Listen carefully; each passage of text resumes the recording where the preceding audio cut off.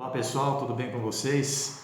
Nós estamos divulgando aí uma série de vídeos, na verdade são 3 vídeos, falando sobre essa questão aí da Covid-19 em nosso país, a legislação, decorrente da Covid e passando as informações aí para empresários e até para empregados também, para se situarem nessa situação difícil aí, pela qual a gente está passando.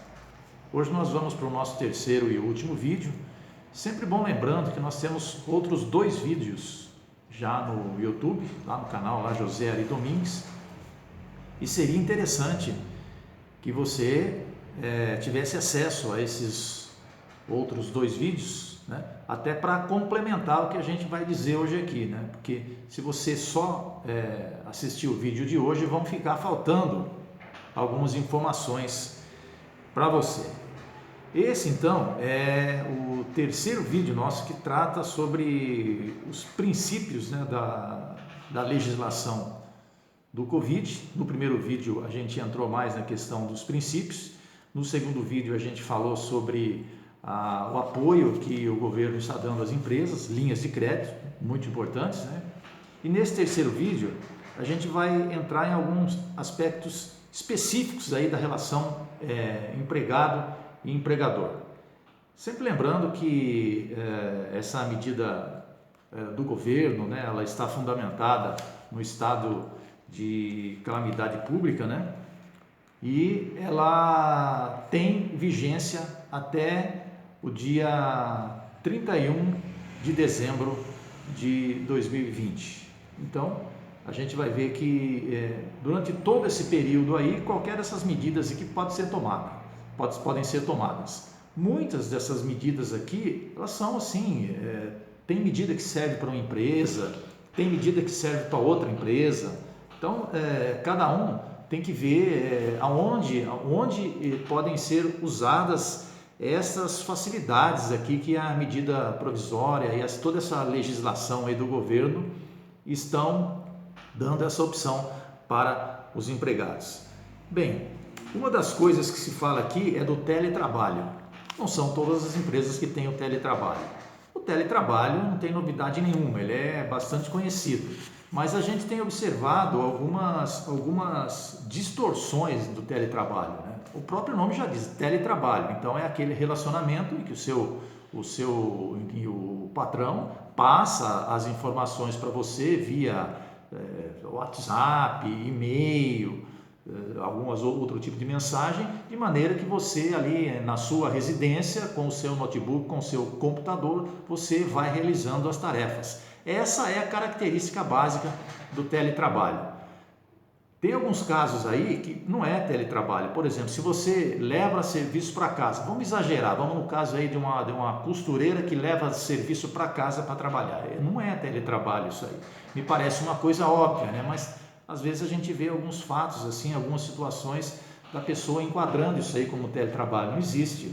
Outra coisa, se o patrão colocar no seu sistema lá algum tipo de controle de jornada de trabalho, também não pode. Descaracteriza o teletrabalho. Agora, pessoal, todas essas informações que a gente está passando aqui para vocês,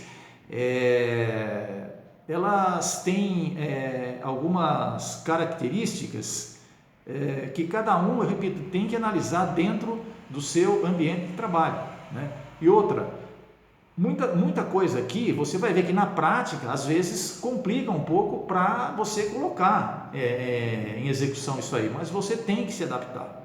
Então, e a ideia aqui é passar o que existe nessa legislação. Eu falei sobre teletrabalho, vamos lá, antecipação de férias.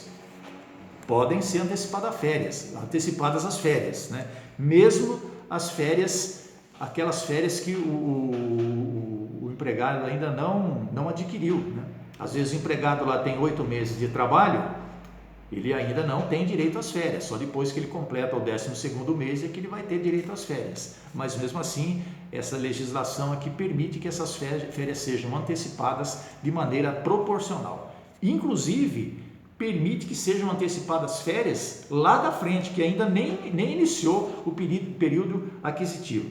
Tudo isso aí, gente, ele tem detalhes. Isso aí tem muita coisa que você tem que ver com o seu contador, tem que buscar informação, tem que conversar, para que, se for aplicar, realmente faça da maneira mais correta possível. Outra coisa, banco de horas.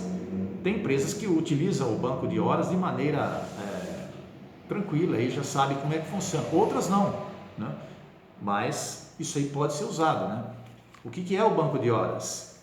Você vai, eventualmente, se você for reduzir a jornada de trabalho do seu funcionário, o funcionário vai ficar devendo horas para você. Então, você tem que fazer esse controle do banco de horas, né? De maneira que lá na frente, aos poucos, você vai fazendo que o funcionário vá pagando essas horas para você. Entendeu? Esse é o banco de horas, é um controle manual que pode ser feito. Muitas empresas nunca utilizaram isso, mas agora é uma situação que pode ser sim utilizada, o banco de horas. Então nós falamos aí para você sobre teletrabalho, antecipação de férias, banco de horas, outras situações que foram autorizadas diz respeito aos exames admissionais, que eles estão suspensos, né? Também estão suspensos os treinamentos de EPIs, né? Equipamentos de proteção do trabalho, individual do trabalho. Tudo isso aí é questão polêmica, viu, pessoal? Né?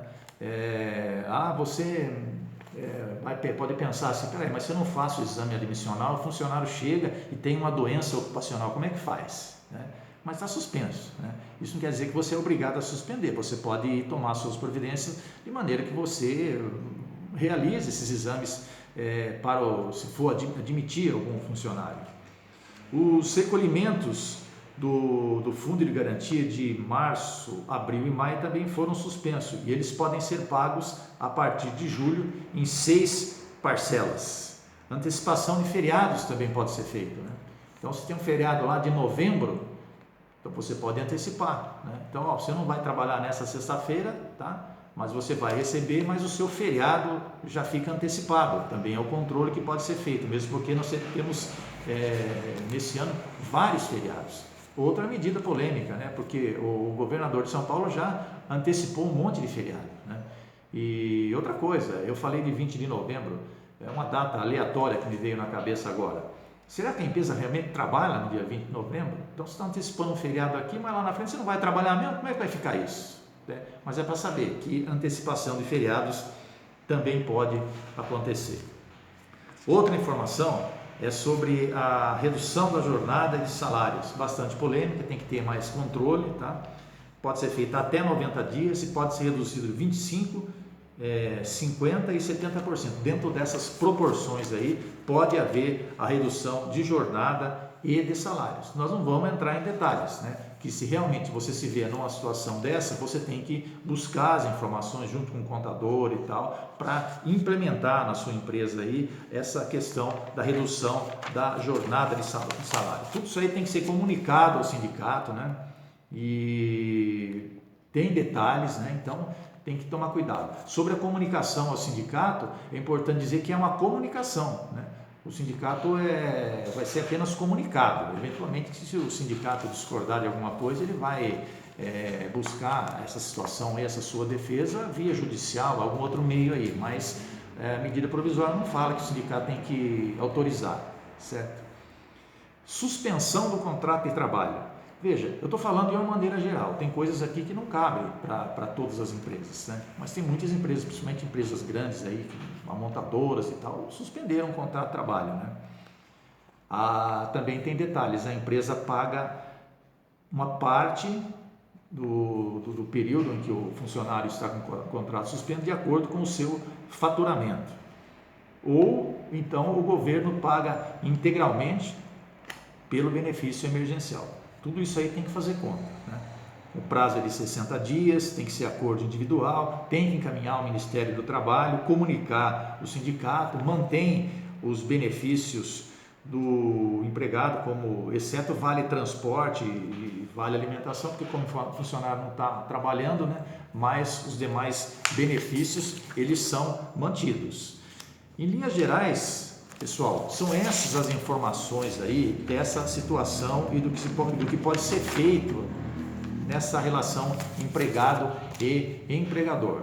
Então é bom você saber que existe o teletrabalho, que você pode antecipar férias, que existe o banco de horas, que estão suspensos os recolhimentos de fundo de garantia, que você pode antecipar feriados, que existe a redução da jornada e de salários naquelas proporções de 25, 50 e 70, tem que escolher uma ou pode alternar entre uma e outra, e também existe a suspensão do contrato de trabalho. A medida provisória também fala que existem algumas outras situações que podem ser feitas, mas as principais são essas aqui. Então, pessoal, sempre tendo a informação dessa situação e dessas prerrogativas que você pode utilizar. Tudo tem que ser feito, a maioria delas, mediante acordo individual, a maioria mediante acordo individual entre você e o funcionário e o encaminhamento para o sindicato para conhecimento. Algumas delas aqui têm que ser encaminhado ao Ministério do Trabalho, tudo via sistema, o seu contador pode orientar isso aí, pela questão do benefício especial que está sendo dado pelo governo.